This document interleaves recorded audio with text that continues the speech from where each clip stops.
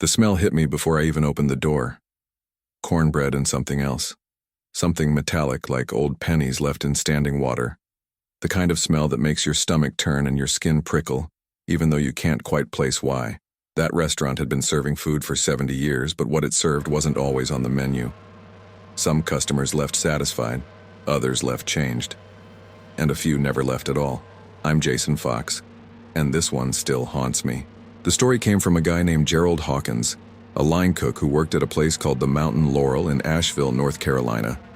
He walked into the bar where I was working one October night, hands shaking so bad he could barely hold his beer. His eyes had that hollow look I'd seen before, the kind that comes from seeing something your brain can't categorize. He sat at the end of the bar for an hour before he said a word, just stared at his reflection in the mirror behind the bottles. When he finally spoke, his voice came out dry and cracked. He told me he'd been working at the Mountain Laurel for 8 months. The place sat tucked into a hillside on the edge of town, an old converted house with wide porches and windows that looked out over the Blue Ridge Mountains. The building dated back to 1955, built by a woman named Cordelia Hayes who'd turned her family home into a restaurant after her husband passed away. The food was traditional Appalachian fare, biscuits and gravy, fried chicken, pinto beans cooked with fatback. Locals loved it. Tourists ate it up. Gerald said the kitchen was small, cramped, with ancient equipment that wheezed and groaned but somehow kept working. 2 other cooks worked the line with him, a quiet older man named Roderick Flynn, and a younger guy named Vincent Sawyer who never stopped talking. The head chef was a woman in her 60s named Paula Gentry, stern-faced and efficient, who'd been running that kitchen for 30 years. She didn't tolerate mistakes. The first month was normal. Gerald learned the menu, found his rhythm, started to feel comfortable. The work was hard but straightforward. Then small things started to happen. A pot he'd just washed would appear dirty again moments later. Ingredients he knew he'd prepped would vanish, then reappear in strange places. The walk-in cooler door would swing open on its own, the heavy latch somehow releasing without being touched. He mentioned it once to Roderick, who just grunted and kept chopping onions. Vincent laughed it off, said old buildings did weird things, but Gerald noticed that neither of them ever went into the walk-in alone. They always sent the new guy, which was him. The restaurant had a basement where they stored dry goods and extra supplies. Narrow wooden stairs led down into darkness that the single hanging bulb barely penetrated. Paula kept the door locked, said she didn't want anyone going down there without permission. She'd hand Gerald the key maybe twice a week, give him a list of what to bring up, and her eyes would follow him to the basement door with an expression he couldn't quite read. Concern maybe, or warning. The stairs creaked under his feet. The air down there felt different, heavier, like it pressed against his chest. Shelves lined the walls, stocked with cans and boxes and mason jars filled with preserved vegetables. But there was always that smell, that metallic wet smell that reminded him of old pennies. It was stronger in the basement. Sometimes he'd stand at the bottom of the stairs trying to locate the source, but it seemed to come from everywhere, and nowhere at once. One afternoon in late November, Gerald went down for cornmeal and spent maybe 5 minutes gathering what he needed. When he came back up, Paula was standing at the stove and she glanced at him with something that looked like relief. She asked if he'd seen anything down there. He said no. She nodded, turned back to her cooking, but her shoulders stayed rigid. Around the same time, he started noticing the woman. She'd come in for dinner service maybe once a week, always alone, always requesting the same booth in the back corner. She was in her 40s. Dark hair pulled back, dressed simply. She'd order the pork chops and green beans, eat slowly, and watch the kitchen door. Her gaze would fix on that swinging door like she was waiting for something to emerge. Gerald asked Vincent about her. Vincent's usual chatter stopped mid-sentence. He looked toward the dining room, then back at his cutting board. He said her name was Jocelyn Harmon and that she'd been coming in for years. Then he changed the subject. The incidents in the kitchen escalated. Knives would go missing from the magnetic strip, only to show up hours later in drawers no one had opened. The gas burners would turn themselves on in the middle of the night, and Paula would arrive in the morning to a kitchen filled with the smell of gas. She installed new valves, checked the lines, but it kept happening. Gerald started arriving early before the sun came up to help with breakfast prep. The restaurant sat silent in those pre-dawn hours, just the hum of the refrigerators and the settling of the old building. One morning in early December, he was alone in the kitchen chopping bacon when he heard footsteps on the basement stairs. Slow, measured footsteps climbing up. He froze, knife in hand. The basement door was closed, locked. But he could hear those footsteps clearly, each creak distinct. They reached the top of the stairs, stopped. He stared at the door, breath caught in his throat, waiting for it to open. Nothing happened. After maybe 2 minutes, he forced himself to move, crossed the kitchen, checked the door, still locked. He unlocked it, opened it, looked down into the darkness. The light bulb was off, which was strange because he always left it on when he locked up the night before. He flipped the switch. Light flooded the basement. Empty. He told Paula what he'd heard. She listened without interrupting, her face unreadable. When he finished, she said the building had a history, that the land it sat on was old, that things happened sometimes that couldn't be explained. She said if he wanted to quit, she'd understand. No hard feelings. But if he stayed, he needed to follow the rules.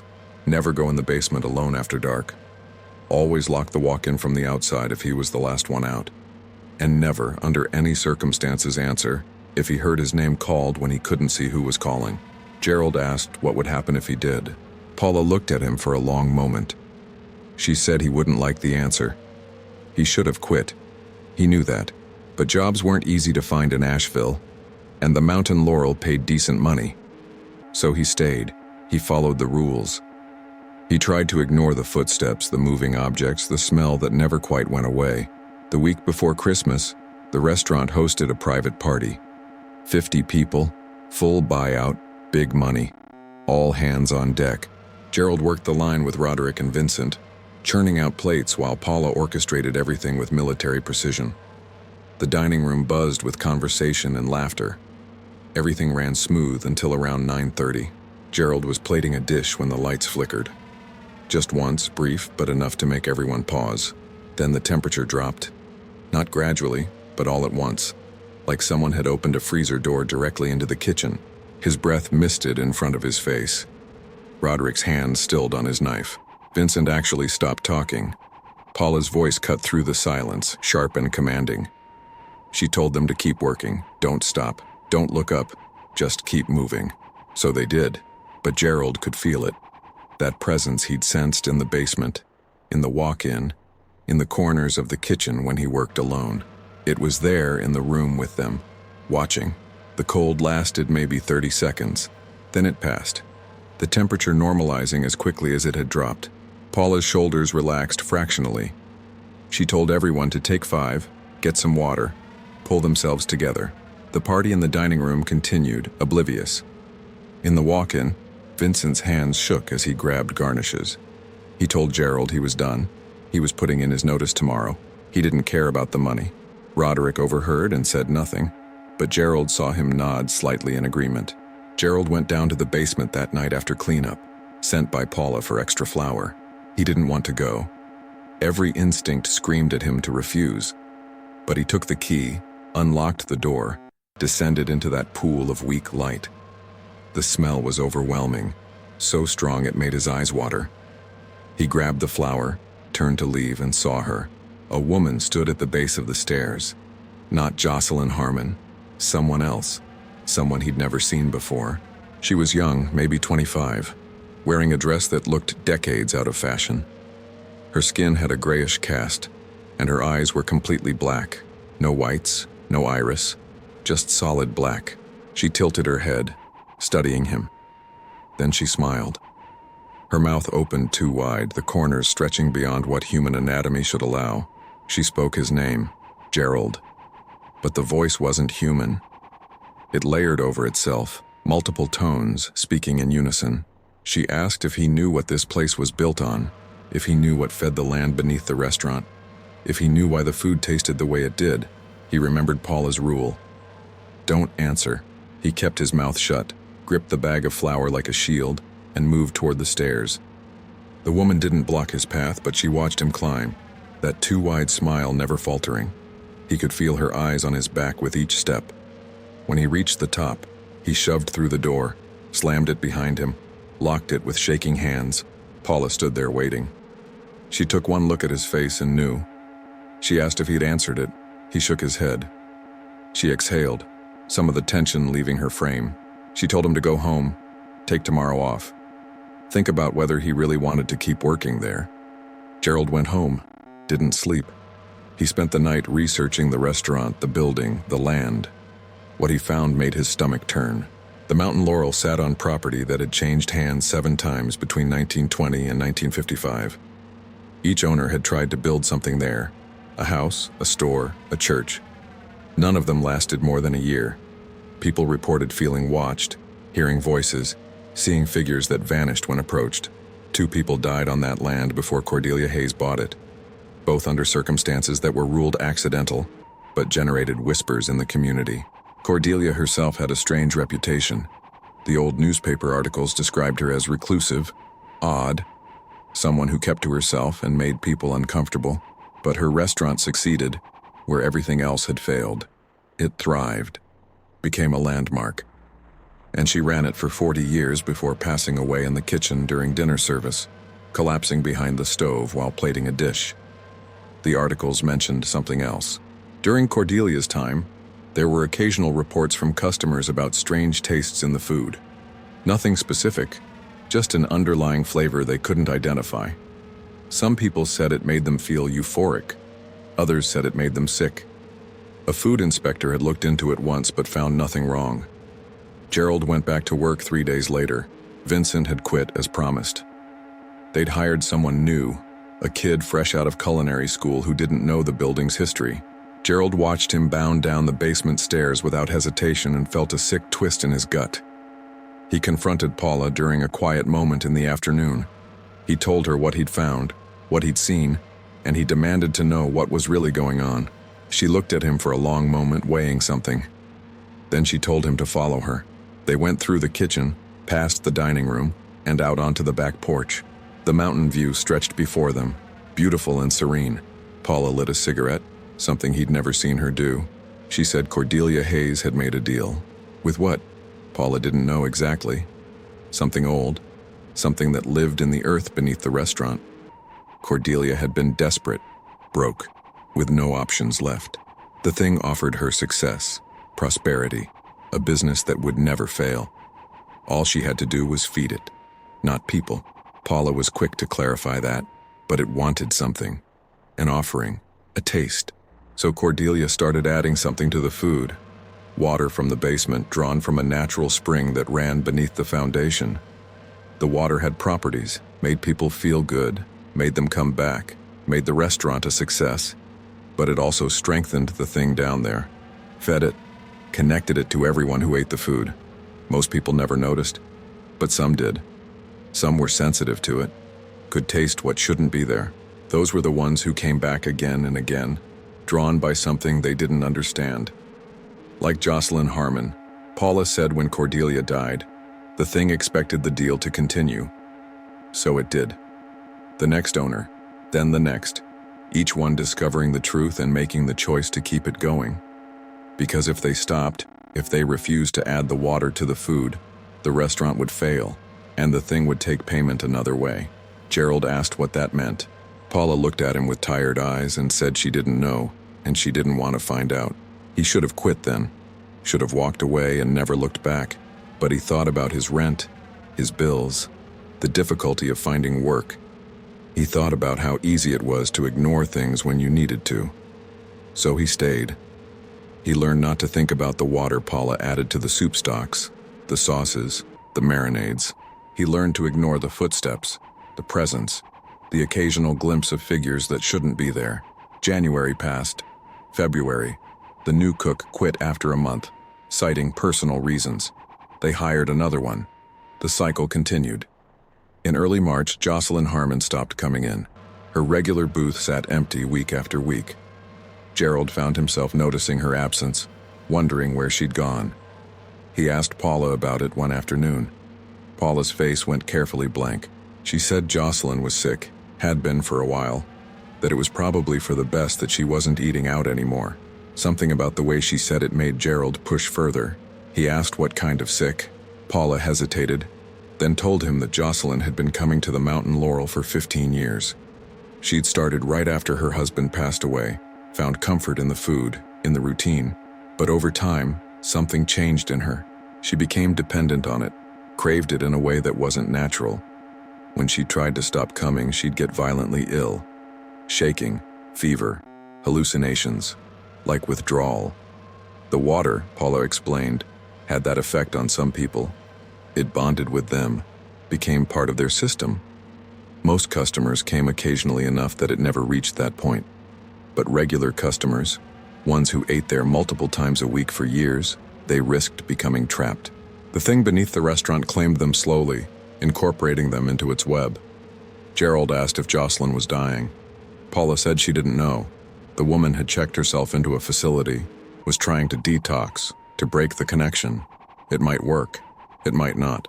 That night, Gerald dreamed of the basement. In the dream, he descended the stairs and found them going down much farther than they should, spiraling deep into the earth. At the bottom was a pool of black water, perfectly still, reflecting nothing. The woman with the too wide smile stood beside it. She told him everyone who worked at the restaurant eventually descended these stairs for real, that the building was slowly pulling them down, that their refusal to leave, to walk away, was its own form of acceptance. She said he'd be down there soon, standing beside the pool, making the same choice everyone else had made. He woke up gasping, sheets soaked with sweat. It was 3 a.m. He grabbed his phone and started looking for other jobs, other options, anything that would get him out of the Mountain Laurel. But applications took time. References, interviews. Weeks passed while he went through the motions, showing up for his shifts, working the line, pretending everything was normal. The thing in the basement seemed to sense his intention. The incidents increased. Ingredients would spoil overnight despite refrigeration. Equipment would malfunction for no reason. And the presence felt closer, more immediate, like it was breathing down his neck as he worked. One evening in late April, he was closing the kitchen alone. Roderick had left early, some family emergency, and the dishwasher had called out sick. Gerald wiped down the stations, covered the food, went through the routine he'd done 100 times. The dining room was dark, chairs up on tables, the front door locked. The building settled around him, old wood creaking, pipes ticking as they cooled. He saved the basement for last. Paula had left him a list of things to bring up for the morning prep. He stood at the door for a full minute, key in hand, trying to force himself to move. Every instinct screamed at him not to go down there alone, not at night, not after dark. But he needed this job for another few weeks, until the offer from the diner across town came through. Just a little longer. He unlocked the door. The light was already on, which was wrong because he knew it had been off. He descended slowly, each step deliberate, hand gripping the rail. The smell enveloped him immediately, stronger than he'd ever experienced it. The metallic scent mixed with something organic, something rotten. The basement looked different. The shelves had been moved, creating a pathway toward the back wall. Gerald could see the stone foundation, old and crumbling, and in it was an opening. A gap in the stones, maybe 3 feet wide, leading into darkness. He'd worked at the restaurant for 8 months and had never seen that opening before. It shouldn't be there. The back wall should be solid. But there it was, and from within came the sound of running water. The spring Paula had mentioned. The source. The woman appeared beside him. Not approaching, just suddenly there. She asked if he wanted to see, if he wanted to understand what he'd been serving people all these months, if he wanted to know what looked back at him from the darkness of that opening. Gerald's mouth opened. He felt the words forming, felt the pull to respond, to engage, to step forward, but he remembered the rule. Paula's voice in his head, urgent and clear. Don't answer, never answer. He turned and ran, bolted up the stairs, through the kitchen, out the back door into the parking lot. His car was parked 50 feet away. He fumbled with his keys, dropped them, grabbed them, got the door open. The building behind him looked different in the darkness, windows like eyes, the porch railing like teeth. He drove home, called Paula from his apartment at 11 at night. She answered on the second ring, like she'd been expecting it. He told her what happened. The opening in the wall, the woman, the spring. Paula was quiet for a long time. Then she said she'd meet him tomorrow, they'd talk, figure something out. But her voice carried a finality that made his chest tighten. They met at a coffee shop across town, neutral ground, away from the Mountain Laurel. Paula looked older in the daylight, worn down by years of carrying the restaurant's secret. She told him she was sorry, that she should have warned him better, been more clear about what working there really meant. She explained that the opening appeared sometimes, usually to people who were about to leave, the thing's way of making one final offer, one last chance to fully accept the deal. Some people took it, went down into that darkness, drank from the spring, and when they came back up they were changed, bound to the restaurant completely, unable to leave, but also protected by the thing. They'd never get sick, never have bad luck, never want for anything as long as they kept serving. Cordelia had taken that deal.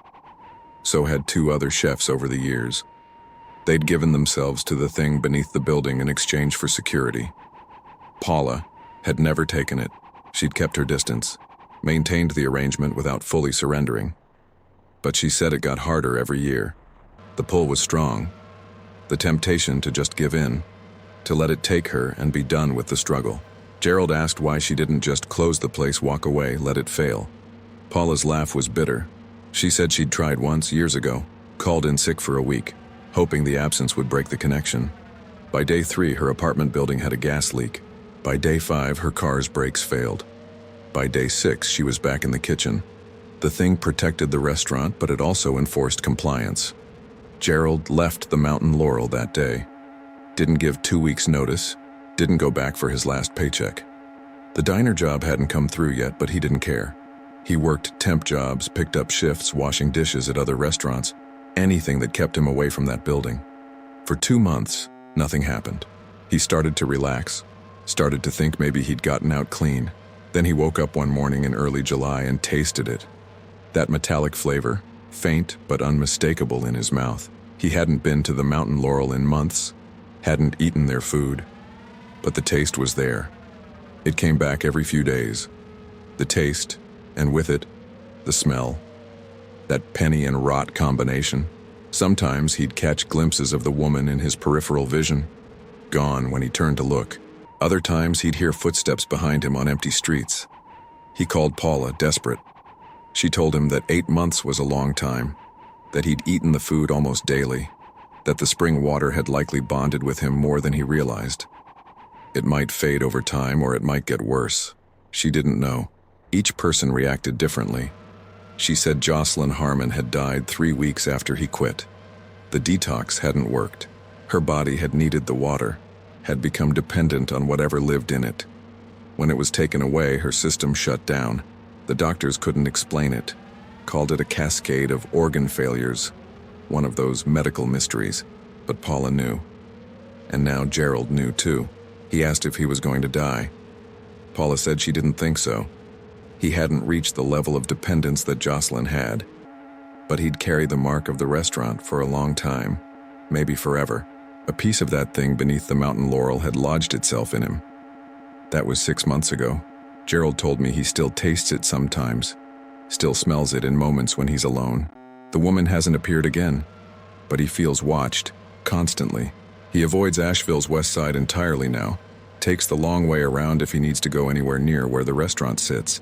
He came to my bar because he'd heard I collected stories like his, stories about things that don't make sense. He wanted someone to know, to understand what he'd experienced. He wanted confirmation that he wasn't losing his mind. I believed him. I've heard enough stories in my years behind bars to recognize truth when I hear it. The details were too specific, too consistent. The way his hands shook when he mentioned the basement, the way his eyes kept darting to the corners of the room. Those aren't things you can fake. Before he left, he told me one more thing. Paula had called him 2 days earlier. She said she was retiring, finally walking away from the Mountain Laurel after 30 years. She'd hired a new head chef, someone young and ambitious who didn't know the building's history yet. Paula said she felt guilty, passing the burden to someone else, but she couldn't carry it anymore. The thing was getting stronger, more demanding. The offerings weren't enough anymore. She said she'd started dreaming of the basement, of those stairs spiraling down into impossible depths. The same dream Gerald had had. She'd wake up with the taste of spring water in her mouth and the feeling of stone walls pressing in from all sides. The restaurant was trying to claim her fully, and she was terrified that one night she wouldn't wake up, that she'd descend those dream stairs and never come back. Gerald asked me what I thought he should do. I couldn't answer that. What do you do when something has marked you, claimed a piece of you, and won't let go? You can't fight it directly. You can't reason with it. You can only live with it, carry it, and hope that time and distance eventually weaken the connection. Or you can go back, accept the deal, descend into that darkness and drink from the spring, binding yourself completely in exchange for the struggle ending. Some people would call that surrender. Others might call it peace. I don't know which is worse. The Mountain Laurel is still open, still serving traditional Appalachian food to tourists and locals. The new chef runs the kitchen efficiently, adds the spring water to the stocks and sauces, and probably doesn't question why customers keep coming back, why the food tastes just a little different than anywhere else. Eventually, they'll learn. They'll hear the footsteps on the basement stairs, see the figures that vanish when approached, smell that metallic scent that never quite goes away, and they'll face the same choice everyone else has faced: stay and accept, or run and carry the mark forever. Have you ever wondered what's really in your food? What ingredients aren't listed on any menu? Some restaurants have secrets that go beyond recipes, things that get passed down from owner to owner like a curse disguised as tradition. The Mountain Laurel isn't unique. Places like it exist all over the country, built on land that remembers, that wants, that takes. We just don't recognize them until it's too late. I'd love to know where you're listening from tonight. Drop your city or state in the comments. It always amazes me how far these stories travel. Have you ever felt something was off about a place everyone else seemed to love? Tasted something in your food that you couldn't identify? Felt drawn back to a restaurant or bar for reasons you couldn't explain? Share your story in the comments. I read every one, and who knows, maybe your story will be the next one I share here. If this story got under your skin, hit that like button and subscribe to the channel. I've got plenty more where this came from. See you in the next story if you dare.